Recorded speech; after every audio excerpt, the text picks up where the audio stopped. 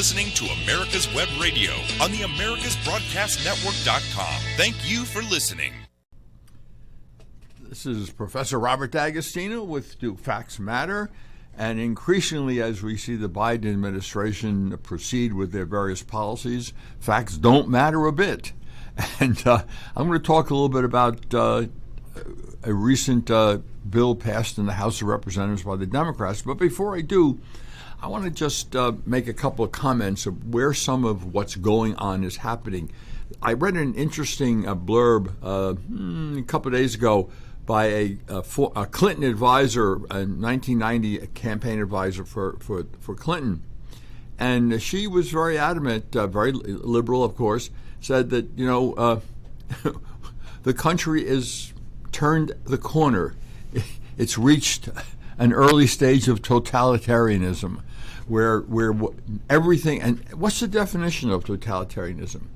It's very simple. Everything you do is political. There is no separation between the private and the public, no separation whatsoever. So the government has a role in everything, and not just the economy, who you associate with, what you read, what you think. I mean, we're really in an Orwellian beginning of an Orwellian society. And helping all this, of course, is one of the leading hate groups in America, or the leading hate group in America, the Southern Poverty Law Center. The Southern Poverty Law Center, and by the way, the founder of that was forced out for, among other things, harassing women and being apparently treating different racial groups differently, but that's another story. Well, the Southern Poverty Law Center, SPLC for short, has 838 hate groups on their list as of 2020. 838, including Family Research Council, Thomas More Law Society, the American College of Pediatricians. Oh, yes, you heard me right. And the question is, how do you get on the hate list of the Southern Poverty Law Center? By the way, that hate list is referred to when the big tech companies, YouTube and Google and the rest of them out there, Facebook particularly, when they censor people. If they're on a hate group list for the Southern Poverty Law Center, there's a good chance that the major tech groups will censor or deplatform you, as they say. So they have a tremendous influence over global corporations that have tremendous power. And we've talked about that tremendous power before. I mean, people like Facebook and YouTube and Twitter, they essentially in a position of the monopolies of the 1800s that involved the railroads and the telegraph companies, which eventually got government action. It's interesting, and I mentioned this before, if you take a look at the history, the East India Company and the West India Company, they were private companies, global companies that really, East India Company was really the driving force behind the making India a colony of Great Britain. And of course, once they moved, then the government protected their positions. So when the government quit protecting the positions of these monopolies, these very powerful global companies, they, of course, lost their power. So when Great Britain decided to stop, or United Kingdom decided to stop backing the East India, West India companies, they lost their ability to control whole countries.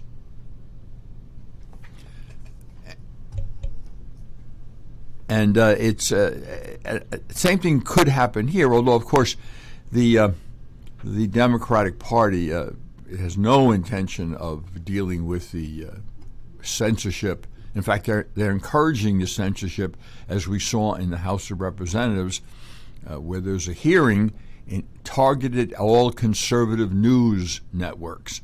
I'm talking about Newsmax and Fox and One American News Network. All these were in the sights of the Democrats in the House of Representatives. They essentially want to close them down. But let me get back to the Southern Poverty Law Center before I continue that thread.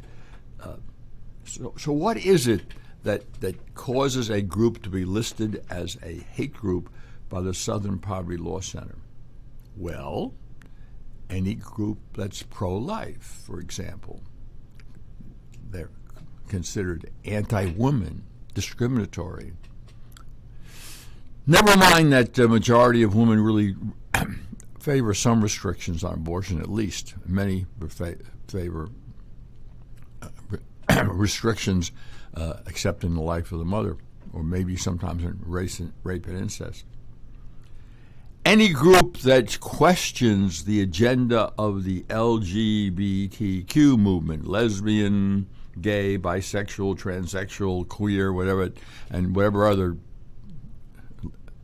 alphabet numbers they want, any group that challenges their agenda is listed as a hate group. So, if you're pro-life, if you defend religious liberty, Thomas More Law Center is a defender of religious liberty. The American College of Pediatricians are on the group because they said that they consider transgenderism people who are transgender in need of psychological assistance. They likened it to a mental illness. Were they wrong? I don't think so. And so if you are pro-life, if you believe in Christian values, and explicitly, some sections of the Bible is sometimes condemned by people who support that group. So if you're an organization that's Christian, you're likely to, truly Christian values about family, Christian values about morality, you're likely to end up on the list of the Southern Poverty Law Center as a hate group. But what about a radical black terrorist group? No, they're validly angry. They don't get on those lists. Oh, no, we can't have one of those on the list. Now, if you don't want to believe me, just look it up. Go to the internet.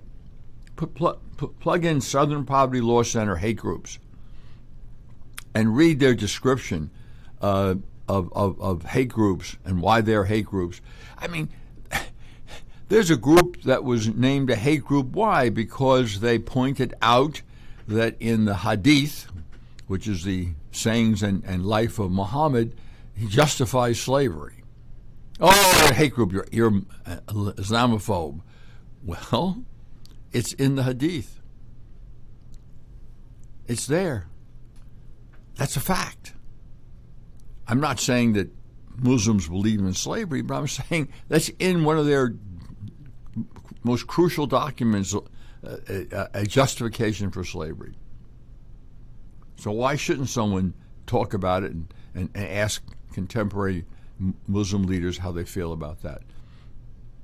And by the way, just as a matter of fact, there are certainly strong rumors and evidence that there are still slave markets in certain countries like northern Sudan, like Mauritania, that there is a slave trade even in Morocco, there's somewhat of a slave trade. That's rumored. I don't know if that's true, but it's much more credible in northern Sudan since we have some Christian groups in this country who actually go into the Sudan and buy slaves to reunite them with their families. Well, so where are we? And I'm going to get to the House in a minute. The H.R. 5 that was just passed in the House of Representatives, with every single Democrat voting for it, and a few Republicans, handful of Republicans. The Equality Bill, the Equality Act.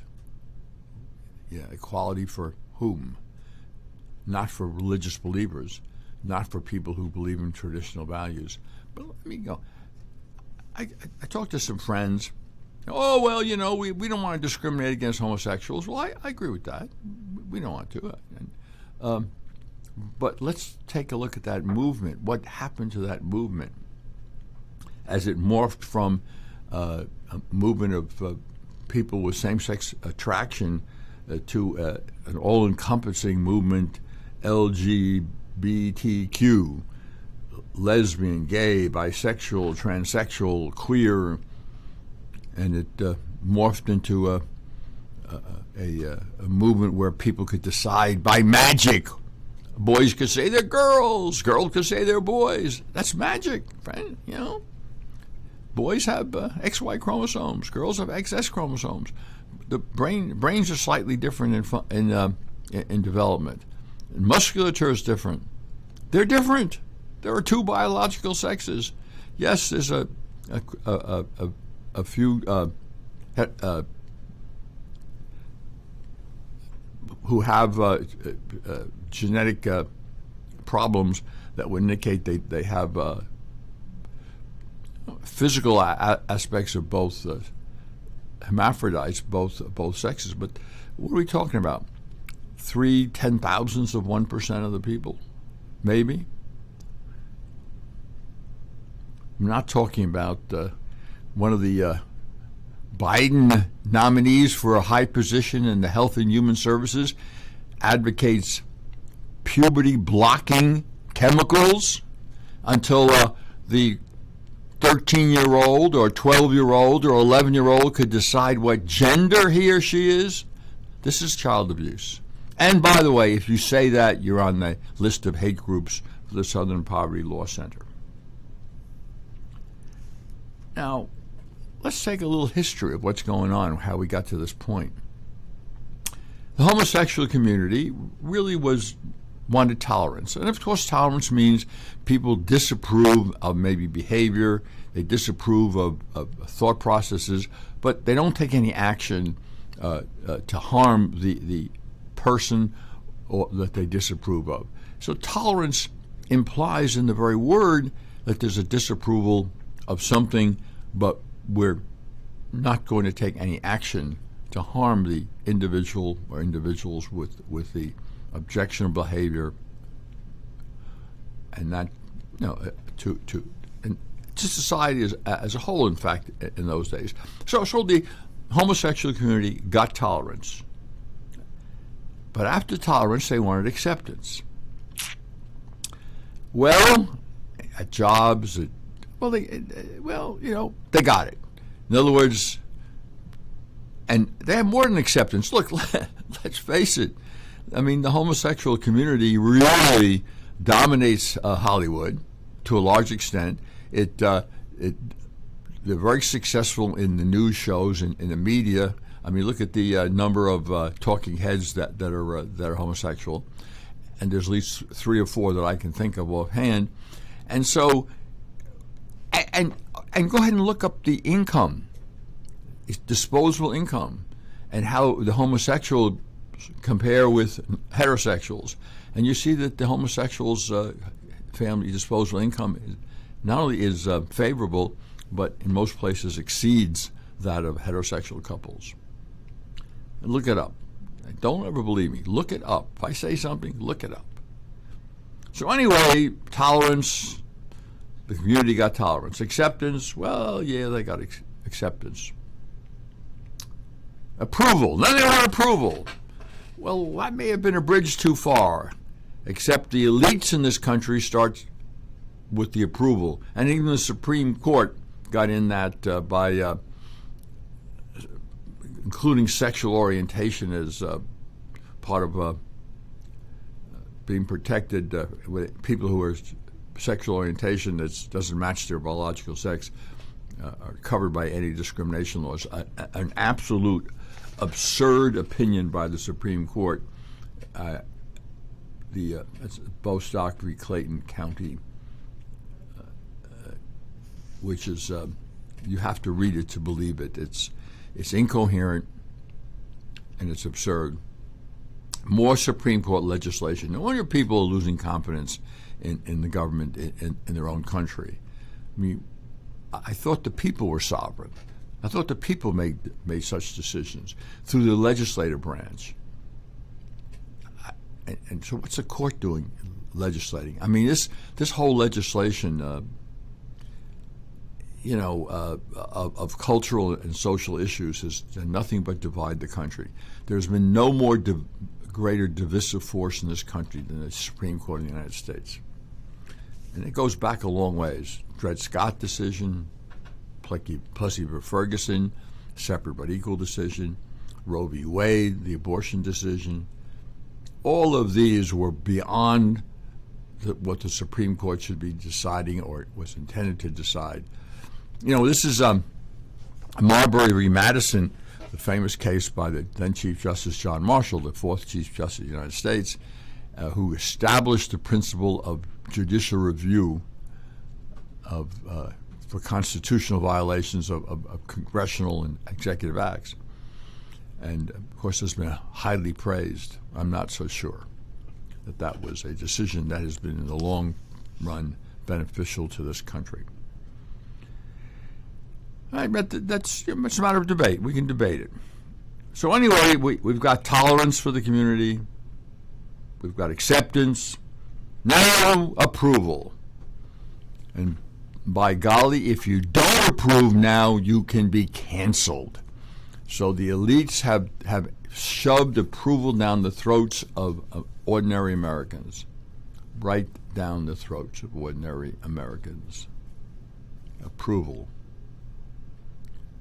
If you don't approve, at least implicitly, of homosexual acts, you are a bigot.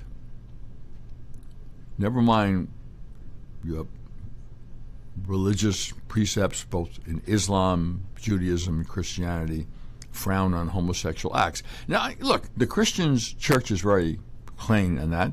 We're up against the break. I'll be right back. Hi, this is Rocky Blair, former four-time Super Bowl champion with the Pittsburgh Steelers and Vietnam veteran.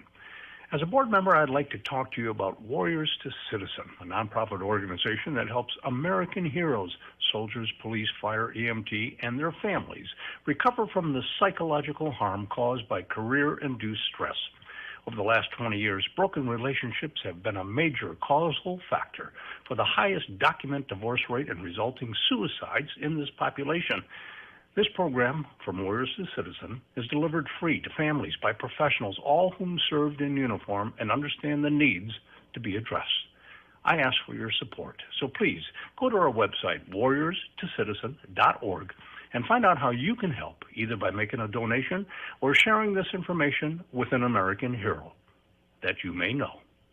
And thank you.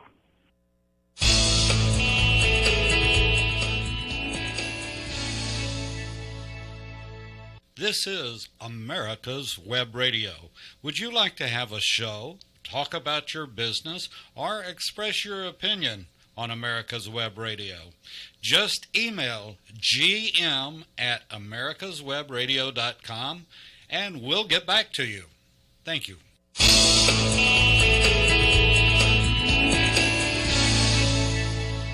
This is Professor Robert D'Agostino back with Do Facts Matter, talking about where we are today. I started off by discussion of the Southern Poverty Law Center and the fact that they list 838 as of 2020 organizations and entities as hate groups, and one common thread is through this is groups that are Christian, groups that uphold traditional morality, including Jewish groups, groups that don't buy the agenda of the transsexual movement. The homosexual movement has expanded into the gender identity stuff, the LGBTQ stuff. You oppose their agenda, and you're a bigot. You're a hate group. You question systemic racism. Yeah, there's systemic racism. I agree there is. It is.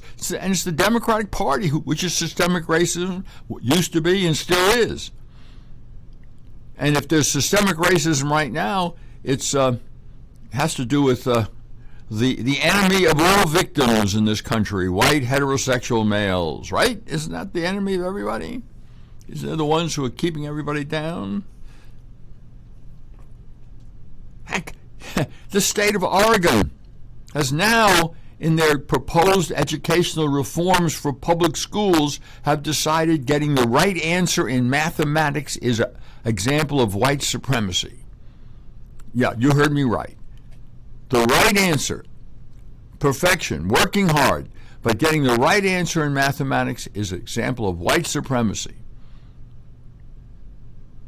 There can be more than one right answer. Well, I don't know. 2 and 2 equal 4 as far as I know. But that's Oregon. So I guess your child shouldn't take any math courses in Oregon, or actually he should take math courses, because no matter what answer he gets, he's apparently going to be marked right anyway, he or she. Anyway, getting back to where I was, tolerance, acceptance. Now it's approval, right? No, it's gone beyond that. It's now control. And the Democrats, in their equality bill, H.R. 5, has gone that far. The agenda of LGBTQ is going to be enshrined, if they have their way, in law. Now, of course, the Senate hasn't passed it yet, and the rule still needs 60 votes in the Senate, because we have a few senators who might oppose this and filibuster, so the filibuster rule's in place in the Senate at this point anyway. And it'll stay in place as long as there's a couple of Democrats, including Manson, who say they want to maintain the filibuster rule. Now, Manson is totally unreliable, so you never know what he's going to do under pressure. Senator of Arizona, who knows where? But I think when she says something, she means it. Anyway, control. So what do we have on this new bill passed by the Democratic House? Every single Democrat in the House voted for this bill. First of all, this act explicitly guts religious freedom. It explicitly provides that you cannot use a religious belief as a defense against discrimination against whom? Against transsexuals. Of course, it includes gays. Now, let me make this plain. I have a biology background, as well as being a lawyer. And I very much believe that every trait has elements of nature and nurture, and varying degrees. Obviously, a trait can be totally a question of genetics. You have 5 fingers, 5 toes. That's all genetics. And there may be some things that could be completely a question of nurture. But more likely, it's not. And here's the example I give when people ask me what I mean. North Koreans are 4 inches shorter than South Koreans. Their genetic makeup is the same, really, on the average. So what's the difference? The difference is nurture. Nature sets a parameter, a high and a low, a range of heights for people. But nutrition just establishes where you are in that range. And since North Koreans, essentially live on starvation diets, they tend to be 4 inches shorter on the average than South Koreans. And we see that whenever there's a drought leading to famine in Africa, for example, right now. If you look at a famine, a country that's suffering famine, the IQs start to drop, the intelligence quotients, because not enough fat in the diet, and that really interferes with brain development. And so you may get a 10 or 12 point shift in measured IQ, whatever that measures.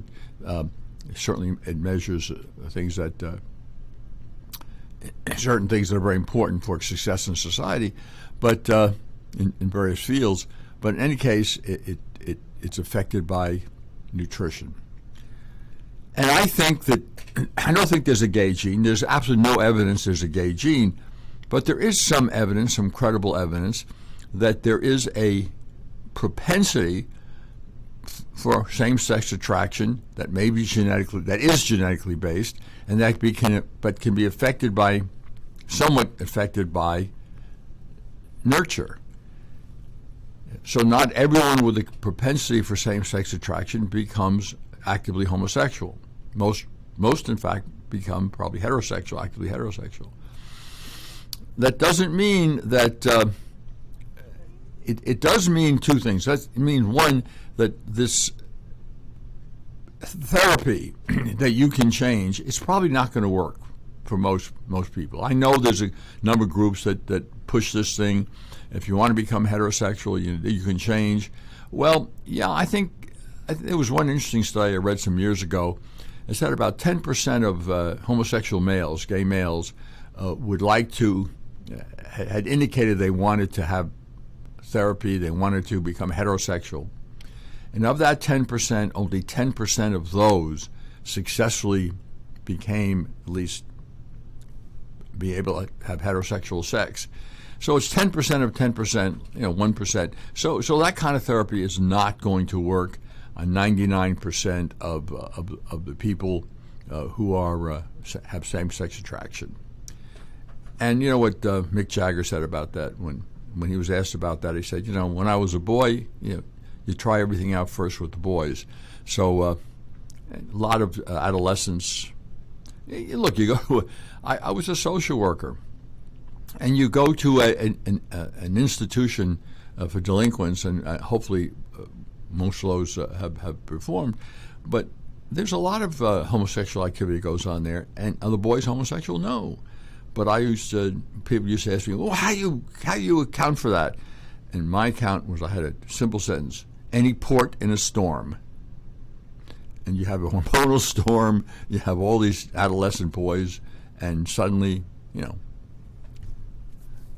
they needed a sexual outlet, or they felt they needed one, and there was not enough control by the staffers there.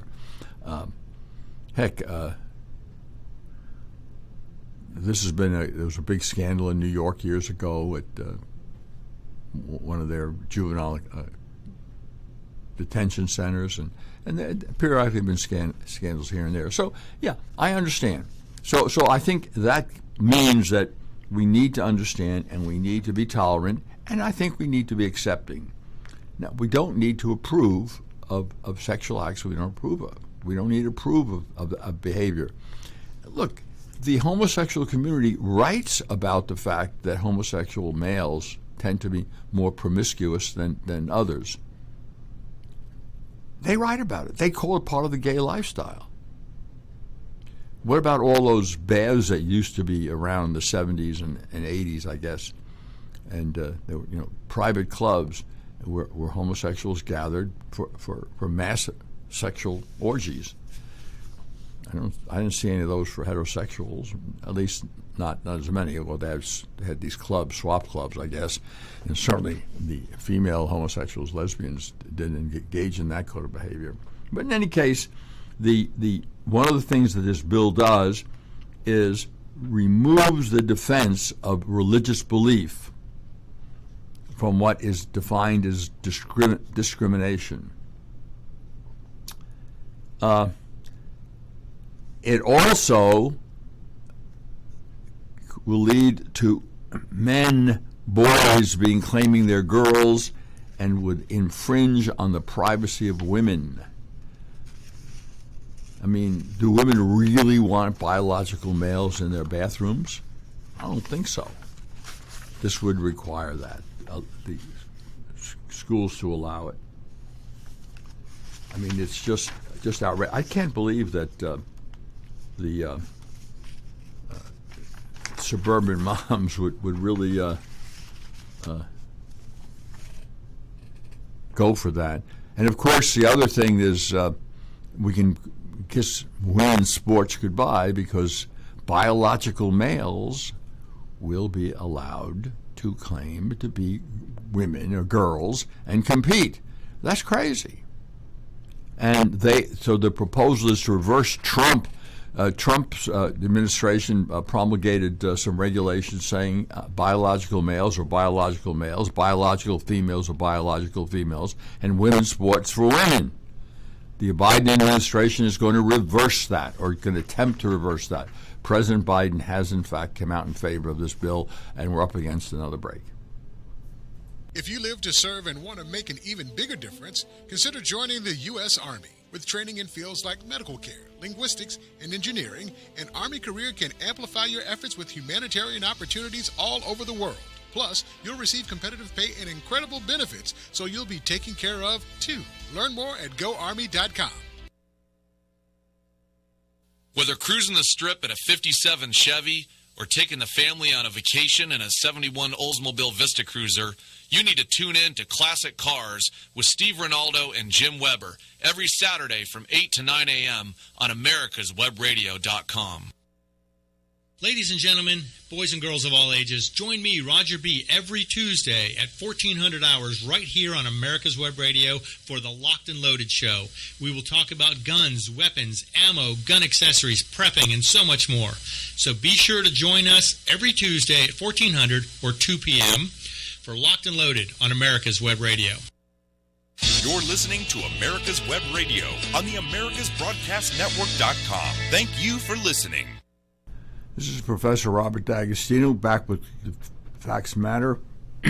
I'm in the process of briefly discussing H.R. 5, the Equality Act, the so-called Equality Act passed by the Democrats in the House of Representatives, and what it would mandate.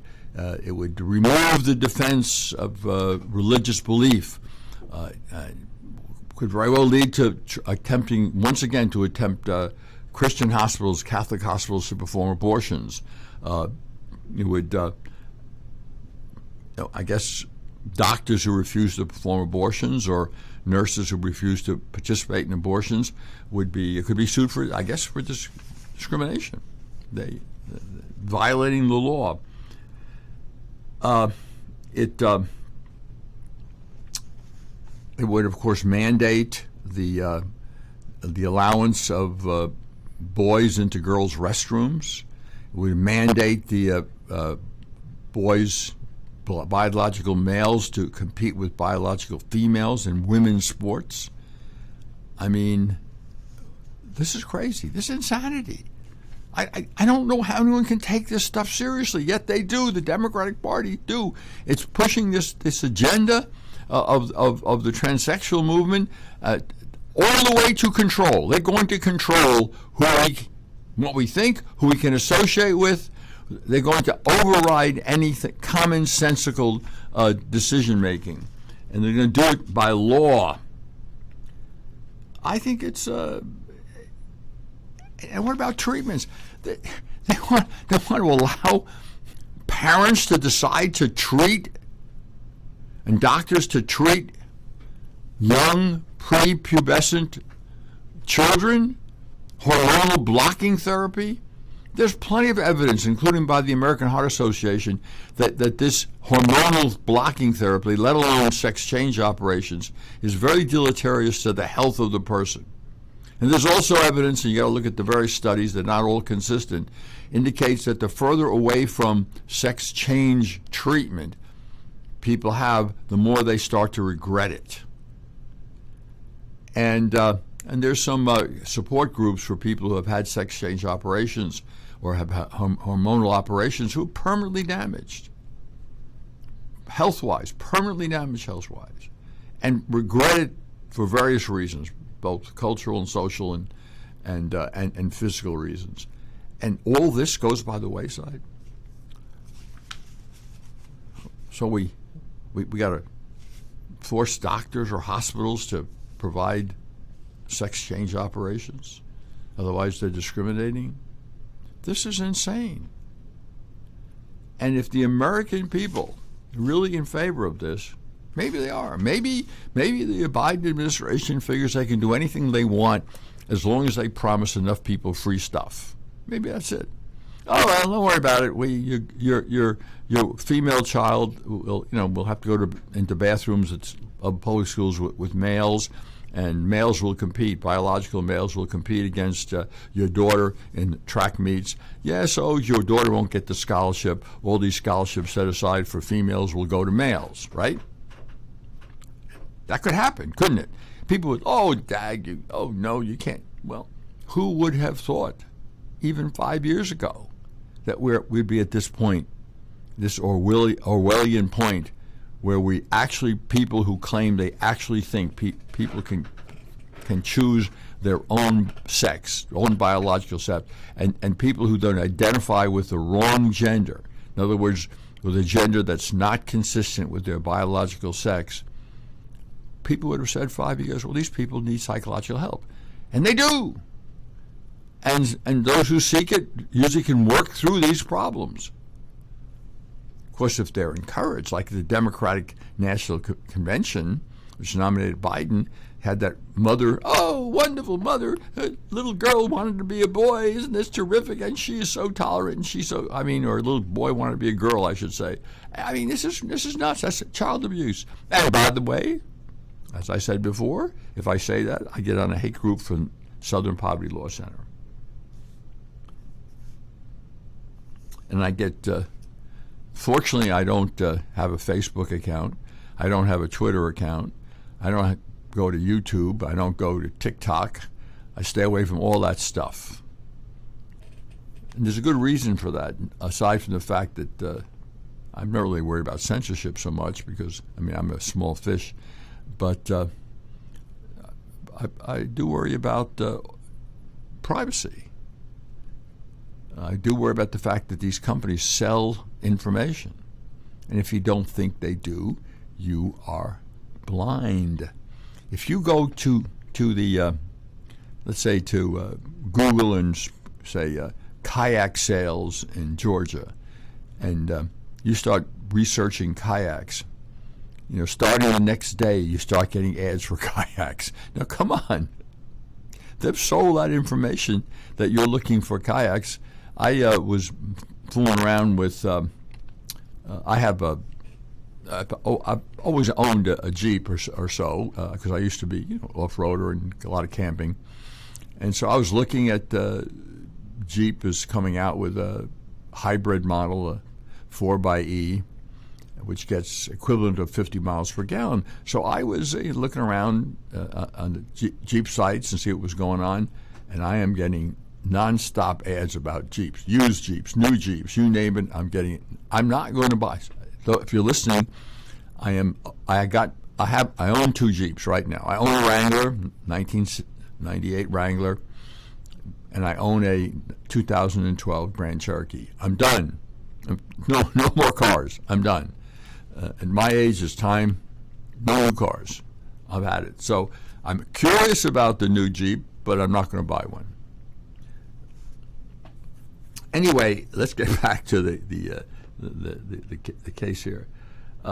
So H.R. 5 is called the Equality Act, is really an assault on liberty, an assault on freedom of speech as well as freedom of association, is assault on religious liberty in particular, it's assault on Christianity specifically, and it's also assault on those Jews, believing Jews. So a group of 100 Orthodox Jewish rabbis have come out, rabbis are Jewish, have come out against this bill as a violation of Jewish values and Jewish religious freedom. And it is, and it will be. So where are we? The answer is I don't know. But look at what the Democrats are up to. They are now passing this bill. They will do nothing about the censorship by the major tech operations, Facebook, Twitter, the rest of them, Google. They'll do nothing about that. And why should they? Those institutions support the Democrats. In fact, virtually all the companies with global ambitions that have that are, in fact, particularly if they're non-productive, they don't produce anything of real value. They're all in the Democratic Party. The Democratic Party is a coalition of the very wealthy and the very poor. It's a high-low coalition. Those who are interested in welfare vote Democrat. Those who are interested in treating people as commodities and customers and have global ambitions vote Democrat. And follow the money trail. The campaign contributions are publicly available. Go ahead and analyze them. Go ahead and take the top 12 billionaires in this country. Go ahead and see what party they support. Go ahead and see what they're engaged in. I mean, do they oil and gas and all the other stuff that increases the wealth? No, not really. I mean, what is Jeff Bezos? He owns the Washington Post, which is almost a house organ of the Democratic Party. So look at it. And, of course, who do they look to for protection in the global market? Of course, China, Communist China. Not only does Communist China have a huge market, 1.3 billion at least, they also are spreading their tentacles all over the world. So getting in bed with Communist China is a good business thing for these companies to do. And who cares about Americans? I mean, Americans, well, they're customers. And if they can't produce something for cheaper than I can get it produced in Asia or Africa or India or anyplace else, well, labor's a commodity. We go where the commodity's cheapest. I think that's what we're up against. And unfortunately, I think that I think maybe my son was last week. If anyone heard that last week, my son may be taking an extreme position on believing the country has got to split up essentially along religious and cultural grounds, that we can't possibly get together, work together. And that's true. I don't think there's any room for compromise as long as I explained to my audience that progressivism is a religion, and it's a competing religion to the one-time dominant religion in this country, Christianity. And therefore, if you don't follow the progressive religion, you're a heretic, and Christians, by definition, are heretics. Well, what do you do with heretics? You burn them at the stake. Well, we don't burn them at the stake, not yet, but we do cancel them. The cancel culture is there, and it's aimed against Christians, aimed against believing Jews. And since the left has defined Muslims as victims, right now they're immune from the attack, but that's temporarily. Because they need although, interestingly enough, Trump got a higher vote from Muslims this time than last time, despite the fact that the left kept yelling that he was anti-Muslim. But, there's a difference between being realistic and being anti, and we're up against the break once again. Hi, this is Rocky Blair, former four-time Super Bowl champion with the Pittsburgh Steelers and Vietnam veteran. As a board member, I'd like to talk to you about Warriors to Citizen, a nonprofit organization that helps American heroes, soldiers, police, fire, EMT, and their families recover from the psychological harm caused by career-induced stress. Over the last 20 years, broken relationships have been a major causal factor for the highest documented divorce rate and resulting suicides in this population. This program, From Warriors to Citizen, is delivered free to families by professionals, all whom served in uniform and understand the needs to be addressed. I ask for your support, so please go to our website, warriorstocitizen.org, and find out how you can help, either by making a donation or sharing this information with an American hero that you may know. And thank you.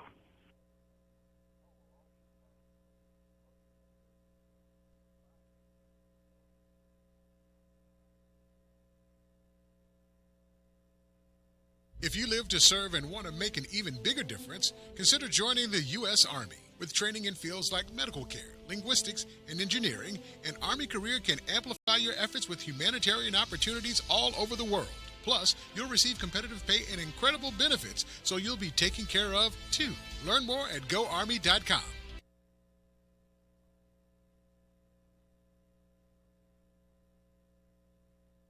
You're listening to America's Web Radio on the AmericasBroadcastNetwork.com. Thank you for listening. This is Professor Robert D'Agostino back with The Facts Matter. You know, I did mention this before, but there's a lot of biblical condemnation of homosexual acts. The Bible does not say that same-sex attraction is a sin. It's acting on that's a sin, and in biblical morality. And the Catholic Church and a number of Christian Protestant denominations have the same view, and that is love the sinner, hate the sin. So there is nothing in there that says that in Christianity that you are to throw homosexuals off the roof the way they do in Iran, for example. So pointing out the difference in how people are treated according to their religious beliefs is of course, actually, it's not woke. You can't do it. It shows that you're a hater. Because if you point out what the Hadith says about how homosexuals and about slavery or the Quran, there are biblical sections in Leviticus particularly where they justified stoning a child to death who doesn't obey his daddy. The question is, what has happened? How has that been interpreted? What is it nowadays? And it's certainly not. I mean, nowadays in the Passover meal for the Jewish tradition, they talk about welcoming the stranger. So I think one has to do a little more analysis. And let me get to something, because this is Black History Month,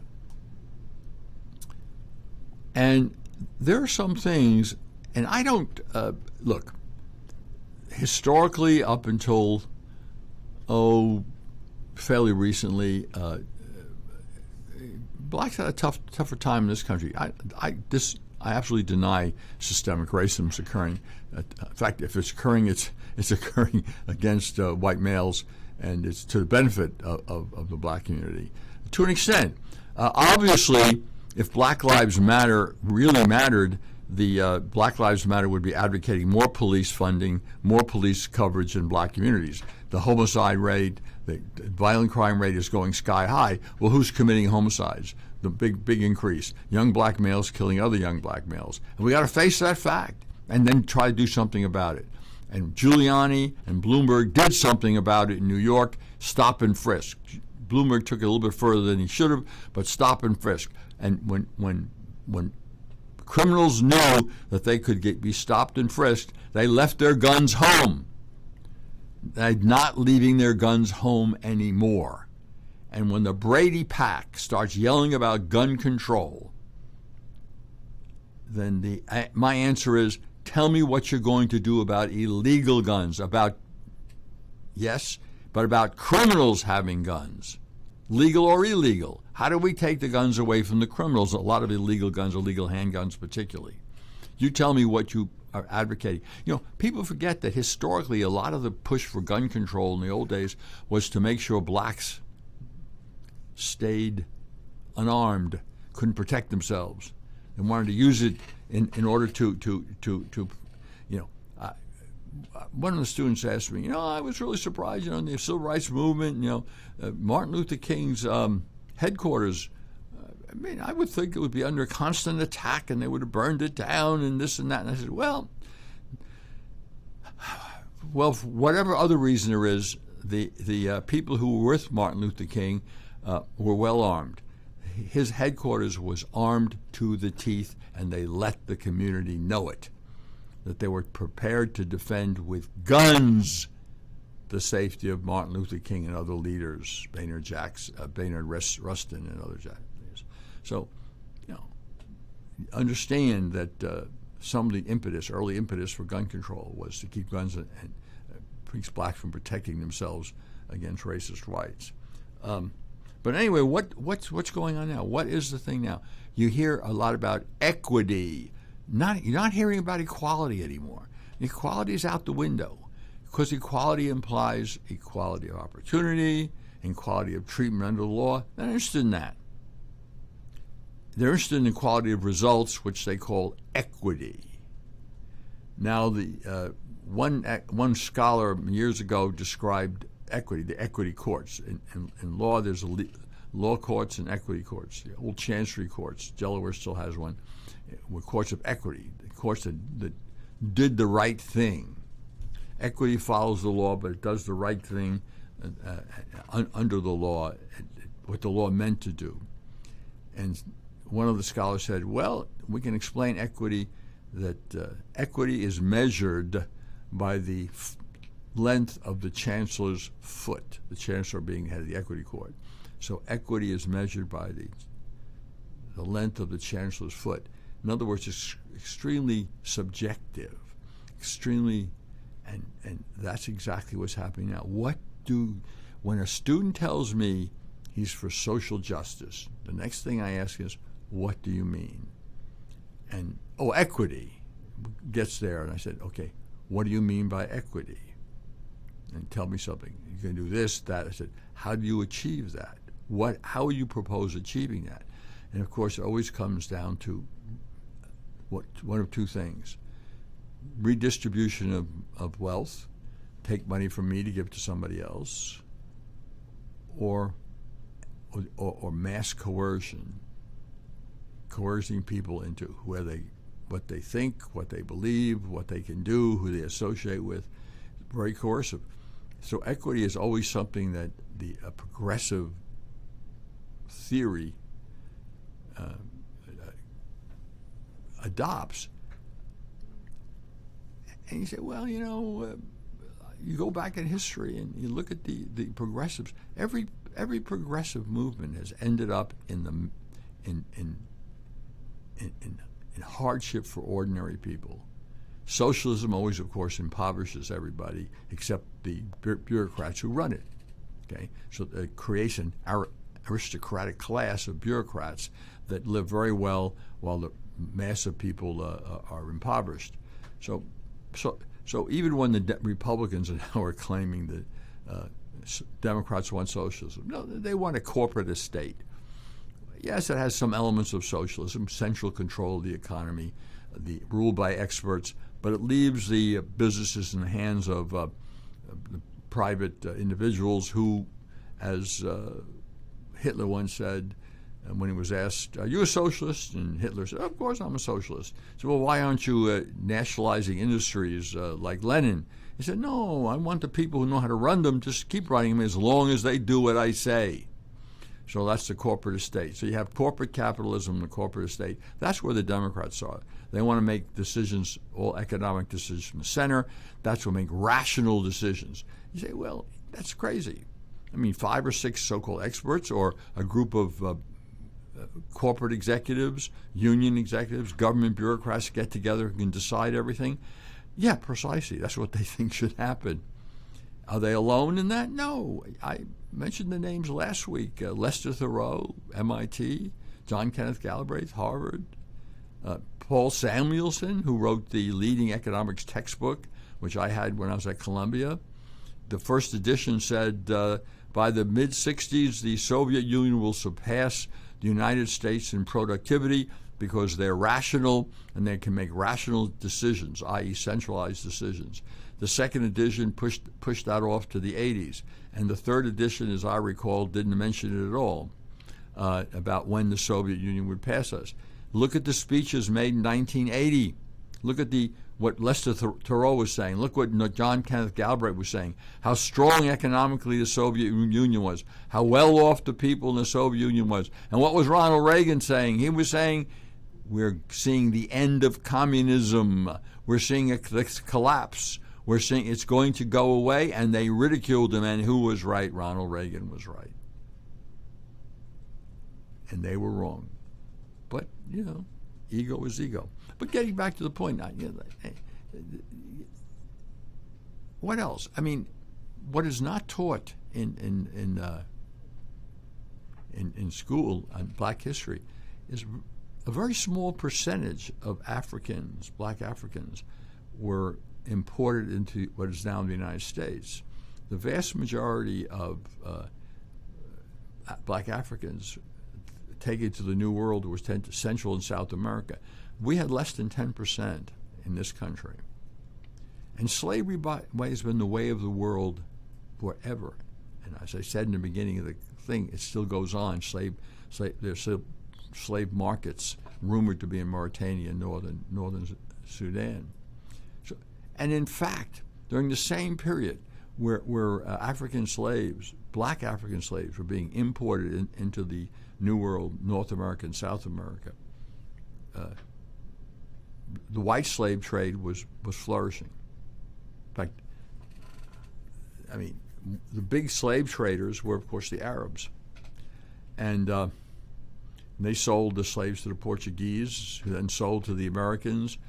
And most of the slaves that came to this country, were bought from other African tribes. It's ridiculous to think that a group of 50 white men on a ship could raid the African coast and capture a couple of hundred slaves. No, they bought them. And they bought them from either the Arabs, for a while from the Portuguese, the Arabs, or other African tribes. So slavery's been with us as long as civilization's been with Indian tribes in this country. Some of them had slaves. That doesn't make it right. It just gives you perspective, and it also means that in 1808, Great Britain forbid the slave trade on the open oceans. So they would intercept Portuguese ships full of slaves and would send them back to Africa to release their captives. That was 1808. And there was a Christian religious belief that was the motivation behind this. And what year did slavery be abolished in all the British colonies? I mean, sometime in the 1830s it was. And why did Britain and France refuse to help the South against the North in our war between the states, our Civil War? Because they insisted that to get the help of the Brits or the French, they had to abolish slavery. And the South refused to do it. I think that there's some evidence that Jefferson Davis was in favor of abolishing slavery in order to get the assistance of Britain and France. And you'd have to talk to a real scholar on that, like my colleague at the law school, Anthony Baker, Professor Baker, who really is an expert in this sort of area. In fact, I think I might ask him about that. But in any case, if you're listening to this, if you're upset about H.R. 5, let your congressman, congresswoman, your senators, let them know that this bill has to be opposed in the Senate, and you oppose this bill, and anyone who voted for it should be defeated in the next election, which means every single Democrat in the country. Thank you for listening.